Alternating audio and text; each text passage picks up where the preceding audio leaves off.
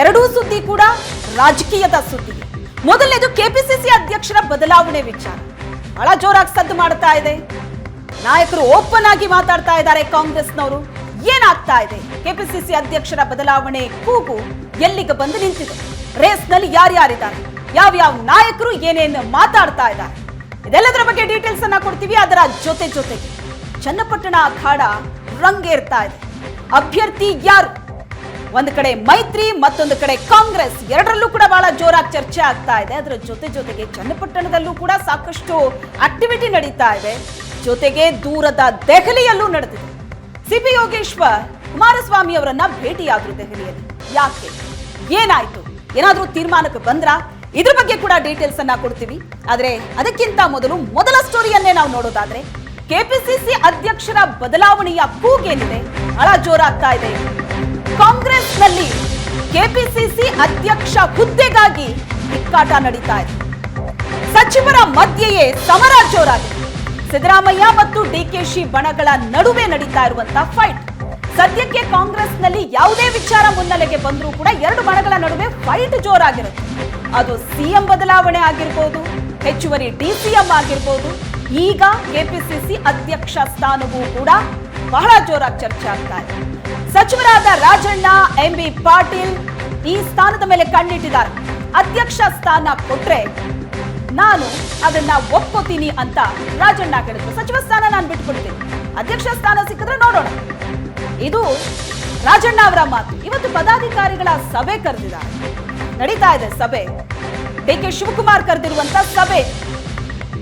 ಈ ಸಭೆಯಲ್ಲಿ ಬೇರೆ ಬೇರೆ ವಿಷಯಗಳ ಬಗ್ಗೆ ಚರ್ಚೆ ಆಗತ್ತೆ. ಇಲ್ಲಿ ತನಕ ಕೆಪಿಸಿಸಿ ಅಧ್ಯಕ್ಷ ಸ್ಥಾನ, ಪಕ್ಷ ಸಂಘಟನೆ, ಲೋಕಸಭೆ ಚುನಾವಣೆ, ಅದಾದ ನಂತರದ ಬೆಳವಣಿಗೆ, ಇಂತಹ ಹಲವು ವಿಚಾರಗಳ ಬಗ್ಗೆ ಆ ಸಭೆಯಲ್ಲಿ ಚರ್ಚೆ ಆಗತ್ತೆ. ಇದು ಡಿಕೆಶಿ ಶಕ್ತಿ ಪ್ರದರ್ಶನ ಅಂತ ಹೇಳೋದಕ್ಕಾಗದೇ ಇದ್ರೂ ಕೂಡ ಈಗಾಗಲೇ ಡಿಕೆ ಶಿವಕುಮಾರ್ ತಮ್ಮ ಸ್ಟ್ರೆಂತ್ ಏನು ಕೆಪಿಸಿಸಿ ಅಧ್ಯಕ್ಷರಾಗಿ ಅದನ್ನ ಪ್ರೂವ್ ಮಾಡಿದ್ದಾರೆ. ವಿಧಾನಸಭೆ ಚುನಾವಣೆಯಲ್ಲಿ ಸಿಕ್ಕಂತಹ ಅಭೂತಪೂರ್ವ ಯಶಸ್ಸಿದೆ ಅಲ್ಲ ಕಾಂಗ್ರೆಸ್ಗೆ, ಆ ಮೂಲಕ ಡಿಕೆ ಶಿವಕುಮಾರ್ ತಾನೇನು ಅನ್ನೋದನ್ನ, ತನ್ನ ಸ್ಟ್ರೆಂತ್ ಏನು ಅನ್ನೋದನ್ನ ಪ್ರೂವ್ ಮಾಡಿದ್ದಾರೆ. ಇನ್ನು ಲೋಕಸಭೆ ಚುನಾವಣೆ ನೋಡಿದ್ರೆ ನಿರೀಕ್ಷೆ ಮಾಡಿದಷ್ಟು ಸಿಕ್ಕಿಲ್ಲ. ವಿಧಾನಸಭೆ ಚುನಾವಣೆ ಸಂದರ್ಭದಲ್ಲಿ ಜನರಿಗೆ ಕೊಟ್ಟಂತ ಭರವಸೆ ಏನಿದೆ, ಗ್ಯಾರಂಟಿ ಯೋಜನೆ, ಅವೆಲ್ಲ ಜಾರಿಗೆ ತಂದ ನಂತರವೂ, ಆ ಗ್ಯಾರಂಟಿಗಳ ಬಗ್ಗೆ ಜನರಿಂದ ಒಳ್ಳೆ ರೆಸ್ಪಾನ್ಸ್ ಬಂದ ನಂತರವೂ ಕೂಡ ಸಿಂಗಲ್ ಡಿಜಿಟ್ ನಂಬರ್ ಅನ್ನ ಲೋಕಸಭೆ ಚುನಾವಣೆಯಲ್ಲಿ ಕಾಂಗ್ರೆಸ್ ಗೆಲ್ಲುತ್ತಲ್ಲ, ಅದು ಬಹಳ ಡ್ಯಾಮೇಜ್ ಅನ್ನ ಕೊಡುತ್ತೆ. ಹಾಗೆ ನೋಡಿದ್ರೆ ಕಳೆದ ಬಾರಿ ಎಲೆಕ್ಷನ್ ಕಂಪೇರ್ ಮಾಡಿದ್ರೆ 1 ಸ್ಥಾನ ಗೆದ್ದಿದ್ದು ಕಾಂಗ್ರೆಸ್ ಕಳೆದ ಲೋಕಸಭೆಯಲ್ಲಿ. ಈ ಬಾರಿ 9 ಗೆದ್ದಿದೆ, ಹೆಚ್ಚುವರಿ 8 ಸ್ಥಾನ. ಪ್ಲಸ್ ಆಗ್ಬೇಕಲ್ಲ ಇದು ಅಂತ. ಪ್ಲಸ್ ಆಗತ್ತೆ ನಿಜ, ಆದ್ರೆ ಬಹಳ ದೊಡ್ಡ ಎಕ್ಸ್ಪೆಕ್ಟೇಷನ್ ಇತ್ತು. ಒಕ್ಕಲಿಗ ಪ್ರಬಲ ನಾಯಕರು ಡಿಕೆ ಶಿವಕುಮಾರ್ ತಾನು ಒಕ್ಕಲಿಗ ಸಮುದಾಯದ ನಾಯಕ ಅಂತ ಕ್ಲೇಮ್ ಮಾಡ್ಕೊತಾರೆ. ಆದ್ರೆ ಒಕ್ಕಲಿಗ ಮತಗಳೇ ಈ ಬಾರಿ ಕಾಂಗ್ರೆಸ್ ಕೈ ಕೊಟ್ಟಿದೆ. ಹಾಗಾದ್ರೆ ಒಕ್ಕಲಿಗ ನಾಯಕ ಅಂತ ಕೇಳ್ಕೊಂಡು ಡಿಕೆ ಶಿವಕುಮಾರ್ ಅವರ ಫೇಲಿಯರ್ ಆಯಿತು. ಬೆಂಗಳೂರು ಗ್ರಾಮಾಂತರ ಕ್ಷೇತ್ರ ತನ್ನದೇ ಕ್ಷೇತ್ರ ಇದು, ತಮ್ಮ ನಿಂತಿರೋದು, ಆದ್ರೂ ಸಹ ಆ ಕ್ಷೇತ್ರ ಗೆಲ್ಲಿಸ್ಕೊಳ್ಳೋದಕ್ಕಾಗದೇ ಇರೋದು, ಇದು ಕೂಡ ಒಂದ್ ಸ್ವಲ್ಪ ಇಮೇಜ್ ಅನ್ನ ಡ್ಯಾಮೇಜ್ ಮಾಡುತ್ತೆ.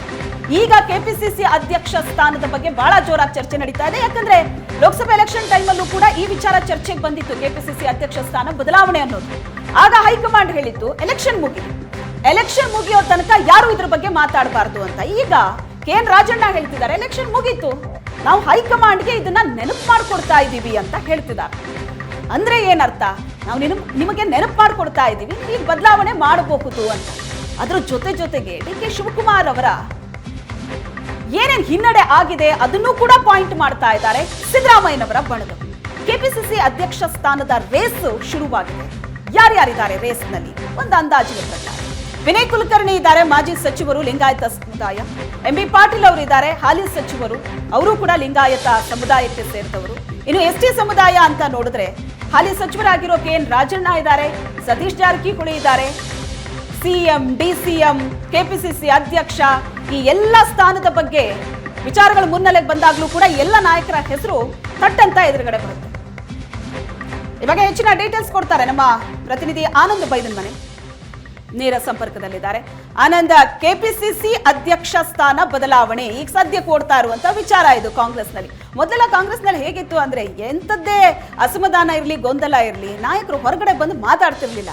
ಆದ್ರೆ ಈಗ ಏನೇ ಇದ್ರು ಮನಸ್ಸಲ್ಲಿ ಇಟ್ಕೊಳ್ಳಲ್ಲ, ಹೊರಗಡೆ ಬಂದು ಸೀದಾ ಮಾತಾಡ್ತಾರೆ ಅನ್ಸುತ್ತೆ. ಕೆಪಿಸಿಸಿ ಅಧ್ಯಕ್ಷ ಸ್ಥಾನ ಬದಲಾವಣೆ ಎಲ್ಲಿ ಬಂದು ನಿಂತಿದೆ, ಇದಕ್ಕೇನಂತಾರೆ ಡಿಕೆ ಶಿವಕುಮಾರ್ ಅವರು? ಕೆಪಿಸಿ ಅಧ್ಯಕ್ಷರಾಗಿರುವಂತಹ ಡಿ.ಕೆ. ಶಿವಕುಮಾರ್ ಅವರ ನಾಯಕತ್ವದಲ್ಲಿ ಕಳೆದ ವಿಧಾನಸಭಾ ಚುನಾವಣೆ ಮತ್ತು ಲೋಕಸಭಾ ಚುನಾವಣೆ ಎದುರಿಸಲಾಯಿತು. ಕಾಂಗ್ರೆಸ್ಗೆ ಅಸಾಧಾಯಕವಾಗಿರ್ತಕ್ಕಂಥ ಫಲಿತಾಂಶಗಳು ವಿಧಾನಸಭಾ ಚುನಾವಣೆಯಲ್ಲಿ ಬಂತು. ಅಂತಿಮವಾಗಿ ರಾಜ್ಯದಲ್ಲಿ ಅಧಿಕಾರ ಮಾಡುವಂಥ ಒಂದು ಅವಕಾಶವೂ ಕೂಡ ಡಿ.ಕೆ. ಶಿವಕುಮಾರ್ ನೇತೃತ್ವದಲ್ಲಿ ನಡೆದಂಥ ಚುನಾವಣೆಯಲ್ಲಿ ಸಿಕ್ಕಿದೆ ಅಂದರೂ ಕೂಡ ತಪ್ಪಾಗಲಾರದು.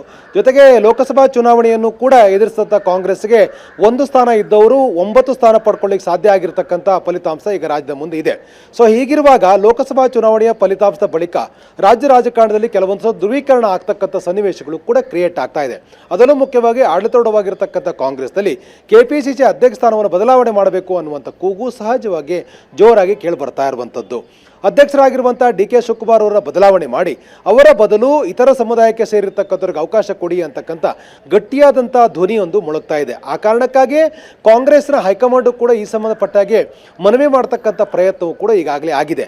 ಅದರಲ್ಲೂ ಮುಖ್ಯವಾಗಿ ಸಿಎಂ ಬಣದಲ್ಲಿ ಗುರುಸ್ಕೊಂಡಿರ್ತಕ್ಕಂಥ ಕೆ.ಎನ್. ರಾಜಣ್ಣ ಅವರು ದೆಹಲಿಯ ನಾಯಕರಿಗೆ ಒತ್ತಾಯವನ್ನು ಮಾಡಿದ್ದಾರೆ. ಹಿಂದುಳಿದ ವರ್ಗ ಅಥವಾ ಇತರರಿಗೆ ಅವಕಾಶ ಕೊಡಬೇಕು ಅಂತಕ್ಕಂಥ ಒತ್ತಾಯವನ್ನು ಮಾಡಿರ್ತಕ್ಕಂಥದ್ದು. ಯಾಕಂದರೆ ಈಗ ಪ್ರಬಲ ಸಮುದಾಯಕ್ಕೆ ಸೇರಿರ್ತಕ್ಕಂಥ ಡಿ.ಕೆ. ಶಿವಕುಮಾರ್ ಡಿ.ಸಿ.ಎಂ ಆಗಿದ್ದಾರೆ ಮತ್ತು ಕೆಪಿಸಿ ಅಧ್ಯಕ್ಷರು ಕೂಡ ಆಗಿದ್ದಾರೆ. ಆ ಕಾರಣಕ್ಕಾಗಿ 1 ಮ್ಯಾನ್ 1 ಪೋಸ್ಟ್ ಅಂತಕ್ಕಂಥ ರೀತಿಯಲ್ಲಿ ಒಂದು ಕಾರ್ಡನ್ನು ಪ್ಲೇ ಮಾಡುವಂಥ ಪ್ರಯತ್ನವನ್ನು ಕೂಡ ಈಗಾಗಲೇ ಸಿಎಂ ಬಣದಲ್ಲಿರ್ತಕ್ಕಂಥ ನಾಯಕರು ಮಾಡ್ತಾ ಇದ್ದಾರೆ.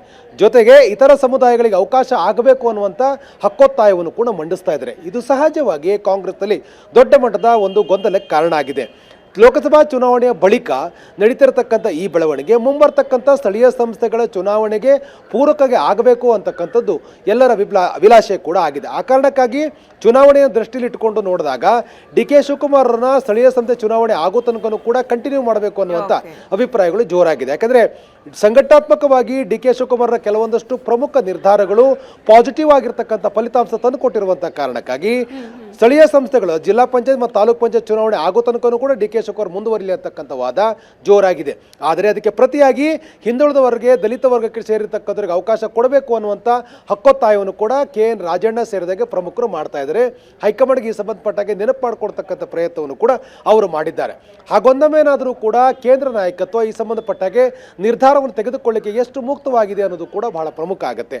ಯಾಕೆಂತಂದ್ರೆ ಈಗ ಚುನಾವಣೆಯ ಫಲಿತಾಂಶ ಮುಕ್ತಾಯವಾಗಿ 1 ತಿಂಗಳಾಗ್ತಾ ಇರುವಂಥ ಈ ಸಂದರ್ಭದಲ್ಲಿ ಸಂಘಟನಾತ್ಮಕವಾಗಿ ಕೆಲವೊಂದಷ್ಟು ಪ್ರಮುಖ ನಿರ್ಧಾರಗಳನ್ನು ಹೈಕಮಾಂಡ್ ತೆಗೆದುಕೊಳ್ಳಿಕ್ಕೆ ಆಸಕ್ತಿ ಇದೆಯೇ, ಅಥವಾ ಹೈಕಮಾಂಡ್ ಏನಾದರೂ ಕೂಡ ಒಕ್ಕಲಿಗ ಸಮುದಾಯಕ್ಕೆ ಸೇರಿರ್ತಕ್ಕಂಥ ಡಿ.ಕೆ. ಶಿವಕುಮಾರ್ ಬದಲಾವಣೆ ಮಾಡಿ ಇತರ ಸಮುದಾಯದವರಿಗೆ ಅವಕಾಶ ಕೊಡುತ್ತಾ, ಅಥವಾ 1 ಮ್ಯಾನ್ 1 ಪೋಸ್ಟ್ ಅಂತಕ್ಕಂಥ ಸೂತ್ರದಡಿ ಡಿ.ಸಿ.ಎಂ ಆಗಿರ್ತಕ್ಕಂಥ ಡಿ.ಕೆ. ಶಿವಕುಮಾರ್ ಡಿ.ಸಿ.ಎಂ ಆಗಿ ಕಂಟಿನ್ಯೂ ಆಗ್ತಕ್ಕಂಥದ್ದು, ಅಧ್ಯಕ್ಷ ಸ್ಥಾನ ಇತರರಿಗೆ ಕೊಡ್ತಕ್ಕಂಥ ನಿಟ್ಟಲ್ಲಿ ತೀರ್ಮಾನಗಳಾಗುತ್ತಾ, ಇವೆಲ್ಲವೂ ಕೂಡ ಸಹಜವಾಗಿ ಕಾಂಗ್ರೆಸ್ನಲ್ಲಿಗೆ ಚರ್ಚೆ ಕಾರಣ ಆಗಿದೆ.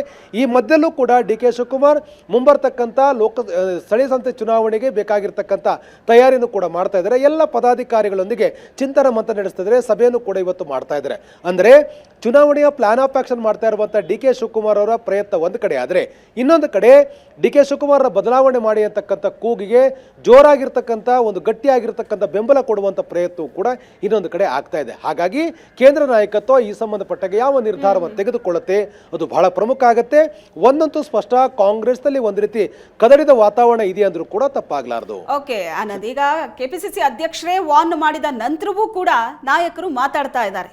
ಏನು ಹೇಳಬೇಕೋ ಅದನ್ನ ಮುಂದೆ ಇಡ್ತಾ ಇದ್ದಾರೆ. ಒಂದ್ ಕಡೆ ಒಬ್ಬರಿಗೆ ಒಂದೇ ಹುದ್ದೆ ಕೊಡಿ ಅನ್ನೋ ಮಾತು, ಇನ್ನೊಂದು ಕಡೆ ಒಕ್ಕಲಿಗ ನಾಯಕನನ್ನೇ ಡಿ.ಸಿ.ಎಂ ಮಾಡಿದ್ದೀವಿ, ಕೆಪಿಸಿಸಿ ಅಧ್ಯಕ್ಷರನ್ನೂ ಮಾಡಿದ್ದೀವಿ, ಆದರೆ ರಿಸಲ್ಟ್ ಏನು, ಒಕ್ಕಲಿಗ ಮತಗಳೇ ಕೈ ತಪ್ಪು ಹೋಗಿದೆ ಅಂತ ಅಂದ್ರೆ ಇದು ನಾಯಕನ ಫೇಲಿಯರ್ ಇದು ಅಂತ ಬಿಂಬಿಸೋ ಪ್ರಯತ್ನ ಕೂಡ ಆಗ್ತಾ ಇದೆ.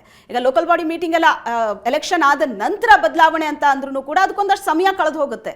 ಅಷ್ಟು ಪೇಷನ್ಸ್ ಹಾಗಾದ್ರೆ ಈಗ ಮಾತಾಡ್ತಾ ಇರುವಂತಹ ನಾಯಕರಿಗಿದೆ ಅಂತ ಅನ್ಸುತ್ತಾ?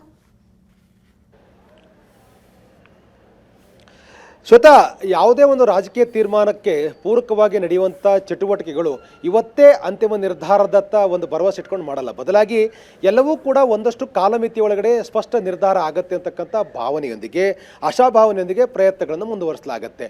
ಈಗ ಮುಂಬರುವ ದಿನಗಳಲ್ಲಿ ಅಂದರೆ ಅಕ್ಟೋಬರ್ ಹೊತ್ತಿಗೆ ಜಿಲ್ಲಾ ಮತ್ತು ತಾಲೂಕ್ ಪಂಚಾಯತ್ ಚುನಾವಣೆ ಮಾಡಬೇಕು ಅನ್ನುವ ನಿಟ್ಟಲ್ಲಿ ಸರ್ಕಾರ ಪ್ರಯತ್ನವನ್ನು ಕೂಡ ಮಾಡ್ತಾ ಇದೆ. ಅದಕ್ಕೆ ಬೇಕಾಗಿರುವಂಥ ತಯಾರಿಗಳು ಕೂಡ ಮುಂದುವರೆದಿದೆ. ಇದರ ಬೆನ್ನಲ್ಲಿ ಡಿ.ಕೆ. ಶಿವಕುಮಾರ್ ಜಿಲ್ಲಾ ಪಂಚಾಯತ್ ಚುನಾವಣೆ ತನಕ ಕೂಡ ಮುಂದುವರಿಲಿ ಅಂತಕ್ಕಂಥ ವಾದ ಇರುವಂಥ ಹಿನ್ನೆಲೆ ಚುನಾವಣೆಗೆ ತಯಾರಿಯನ್ನು ಕೂಡ ಡಿ.ಕೆ. ಶಿವಕುಮಾರ್ ಮಾಡ್ತಾ ಇದ್ದಾರೆ. ಹಾಗಾಗಿ ಬದಲಾವಣೆ ಆಗಬೇಕು ಅನ್ನೋ ದೃಷ್ಟಿಯಿಂದಲೇ ಮಾತಾಡ್ತಾ ಇದ್ದಾರಾ ಈ ನಾಯಕರು, ಅಥವಾ ಇಲ್ಲಿ ಡಿ.ಕೆ.ಶಿಯನ್ನ ಟಾರ್ಗೆಟ್ ಮಾಡೋದಕ್ಕೆ ಅಥವಾ ಅವರನ್ನ ಡಿಸ್ಟರ್ಬ್ ಮಾಡೋದಕ್ಕೆ ಈ ತರದ ಪ್ರಯತ್ನಗಳು ಆಗ್ತಾ ಇದೆ ಅಂತ ಅನಿಸ್ತಾ ಇದೆಯಾ? ಒಂದ್ ವೇಳೆ ಕೆಪಿಸಿಸಿ ಅಧ್ಯಕ್ಷ ಸ್ಥಾನದಿಂದ ಇಳಿಸಿದ್ರೆ ಸಿಎಂ ಬಣದಲ್ಲಿರುವಂತಹ ನಾಯಕರು ಅರ್ಧ ಗೆದ್ದ ಹಾಗೇನೆ. ಎಸ್, ಖಂಡಿತವಾಗ್ಲೂ ಕೂಡ. ಯಾಕಂದರೆ ಈಗಿರುವಂಥ ಕೆಪಿಸಿ ಅಧ್ಯಕ್ಷರಾಗಿರುವ ಡಿ ಕೆ ಶಿವಕುಮಾರ್ ಬದಲಾವಣೆ ಆಗಿದೆ ಆದರೆ ಇತರ ಸಮುದಾಯಕ್ಕೆ ಅವಕಾಶ ಸಿಗ್ತಕ್ಕಂಥ ಸಾಧ್ಯತೆಗಳು ಕೂಡ ಹೆಚ್ಚಿದೆ. ಹಾಗೊಂದೊಮ್ಮೆ ಆಗಿದ್ದೇ ಆದರೆ ಎದುರು ಪಾಳ್ಯದಲ್ಲಿರತಕ್ಕಂಥ CM ಬಣದಲ್ಲಿ ಗುರುಸ್ಕೊಂಡಿರುವಂಥ ನಾಯಕರು KPCC ಸಾರಥ್ಯವನ್ನು ವಹಿಸಿಕೊಳ್ಳುವಂಥ ಅವಕಾಶಗಳು ಸೃಷ್ಟಿಯಾಗಬಹುದು ಅನ್ನುವಂಥ ಲೆಕ್ಕಾಚಾರ. ಅದಕ್ಕೆ ಬೇಕಾಗಿಯೇ ತಯಾರಿಗಳನ್ನು ಮಾಡಲಾಗ್ತದೆ. ಡಿ ಕೆ ಶಿವಕುಮಾರ್ ಡಿಸ್ಟರ್ಬ್ ಮಾಡ್ತಕ್ಕಂಥದ್ದು, ಡಿ ಕೆ ಶಿವಕುಮಾರ್ ಬದಲಾವಣೆ ಮಾಡಿ ಅಂತ ಹಕ್ಕೊತ್ತಾಯ ಮಂಡಿಸ್ತಕ್ಕಂಥದ್ದು ಮತ್ತು ಹೈಕಮಾಂಡ್ಗೆ ಇನ್ನೊಂದು ಪ್ರಬಲವಾಗಿರ್ತಕ್ಕಂಥ ಶಕ್ತಿಯ ಪ್ರದರ್ಶನ ಆಗ್ತಾ ಇದೆ. ಇನ್ನೊಂದು ಪ್ರಬಲವಾಗಿರ್ತಕ್ಕಂಥ ಒಂದು ಬಣ ಜೋರಾಗಿ ಡಿ ಕೆ ಶಿವಕುಮಾರ್ ಬದಲಾವಣೆ ಮಾಡಲಿಕ್ಕೆ ಹಕ್ಕೊತ್ತಾಯ ಮಂಡಿಸ್ತಾ ಇರತಕ್ಕಂಥನ್ನ ನೆನಪು ಮಾಡಿಕೊಡುವ ಪ್ರಯತ್ನ ಭಾಗವಾಗಿ ಈಗ ಜೋರಾಗಿ ಬಹಿರಂಗವಾಗಿ ಪ್ರಮುಖವಾಗಿರ್ತಕ್ಕಂಥ ನಾಯಕರು ಹೇಳಿಕೆ ಕೊಡ್ತಾ ಇರುವಂಥದ್ದು.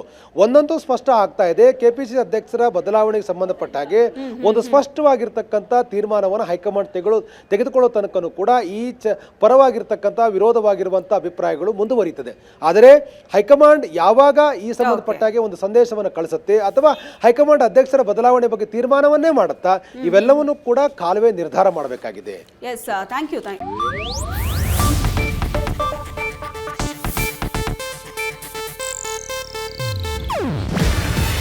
ಇದು ಏಷ್ಯಾನೆಟ್ ನ್ಯೂಸ್ ನೆಟ್ವರ್ಕ್ ಪ್ರಸ್ತುತಿ. ನೀವು ನೋಡ್ತಿದ್ದೀರಾ ಏಷ್ಯಾನೆಟ್ ಸುವರ್ಣ ನ್ಯೂಸ್.